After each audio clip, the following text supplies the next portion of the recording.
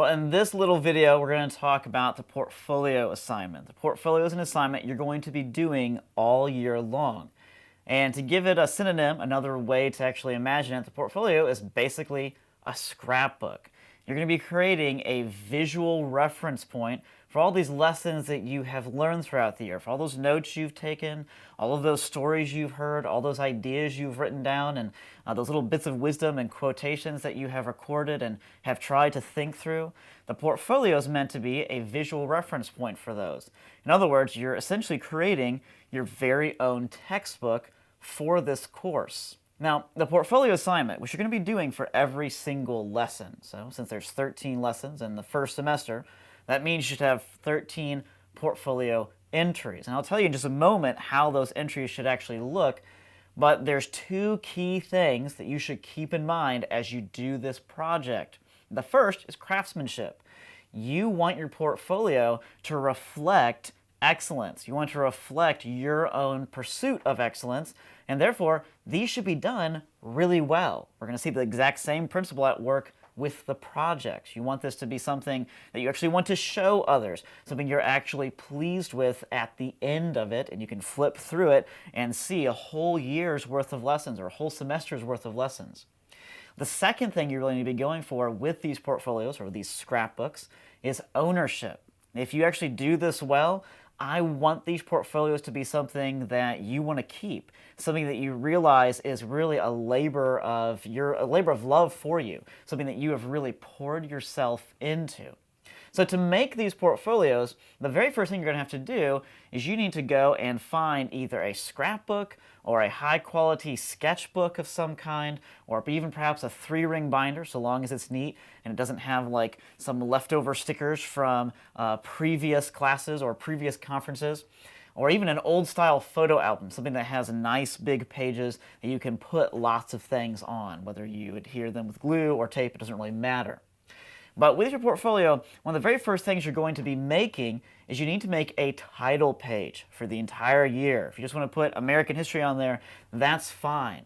But it needs to be something that when someone opens up this book, they know immediately what this thing actually is. So it needs to have a title page. And I recommend you don't just write American history. I recommend you write by and then put your name in there. So you've actually taken ownership. It'd even be helpful to put the date, whatever year or whatever period of months you're actually doing this class over.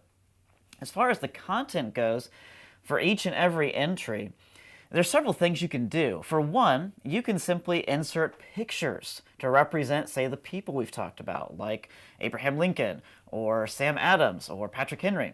Or you can put pictures in there that represent the events we have discussed, whether it be the Boston Massacre or the landing of the Mayflower, or perhaps the conquest of the Aztecs. It doesn't really matter. Whatever we're talking about, you need to find some kind of visual reference for that. So you can simply find pictures, whether they be from old magazines, or whether you make copies or you print them from online. Either one of those is fine. You just want to make sure that they're in there. You can also do other things. For example, you could find poetry or even craft your own poetry that somehow exhibits the lessons and the events and the people and the ideas that we've talked about. You could include song lyrics that directly relate to the things we've talked about. You could include snippets from articles you have read that relate to the ideas or the people or the events that we have discussed. You could even do original artwork. In fact, it's one of my favorite things that I often see students do. They will often go home and they will sketch some person or event that we have discussed and then use that for their portfolio entry. Beyond that, you could include quotes from the people we have discussed or quotes about the things that we have discussed. You could even include advertisements that somehow relate directly to what we have discussed. In other words, your imagination is kind of the limit, so long as whatever you pick fits and connects directly to what we have actually discussed. Now, for each entry that you do, for each lesson, it needs to have a few things besides that content that I just described for you. For one, it needs to have a title. So make certain that you have a title. You can just use the title that I gave for the actual lesson. So if the lesson is called The Banner of the Sun, you can just title that entry The Banner of the Sun. And then it'd be helpful to put the topic below that. Oh, this is about Mesoamerica, or this is about the Aztecs and the Mayans and the Inca, for example. But also, for each bit of content, for each picture, for each poem or each quote, but especially for the pictures, it'd be extremely helpful to have a caption in there. Something to explain what it is that the person is looking at. Because after all, this isn't just for you. It's meant to be kind of a visual reference for others to see as well, almost as a way to explain what you've been doing in school this year. So when people ask you, like at Thanksgiving, hey, what are you doing in school? You could actually show them this, especially your grandparents or your aunts and uncles, for example. The other thing that I want to point out to you is as far as content goes, you really need to have at least 3 different items in there. So for example, I have some portfolios here. I have one by a student who got a nice big blue scrapbook here, made a title page, as you'll be able to see perhaps. And also, for each entry, she has simply found at least 3, if not more, images to put in here. The student has selected nice background pages. The student has also included quotes, parts of their notes from the classes, and so forth, so that this thing really is almost like a little textbook, but it's a textbook that you actually want to look at, not a textbook that is rather dull. So anyway, that's one way to do it. Another way to do it is, like I said, if you want to do original artwork, instead of doing 3 individual shots, you may just want to do 1. So here, for example, when we had our study on the Colossus of Empire and discoveries and things like that, the student chose to do a compass drawing. Or, for example, John Cabot, when we talked about explorers and the Reformational colonies. Or perhaps a picture here of the Mayflower. In other words, these original artwork drawings, since they take more time, it might be more appropriate just to do 1 item per entry. But that's all right. In that case, you're really taking ownership over the portfolio because you've made something that is your own. Now, in addition to all these requirements I've given you, make sure that whatever paper you use for this, if it be a scrapbook or especially if it's a 3-ring binder where you're inserting your own paper, make certain the paper is of a good quality. Something that is rather thick, like cardstock, would be appropriate.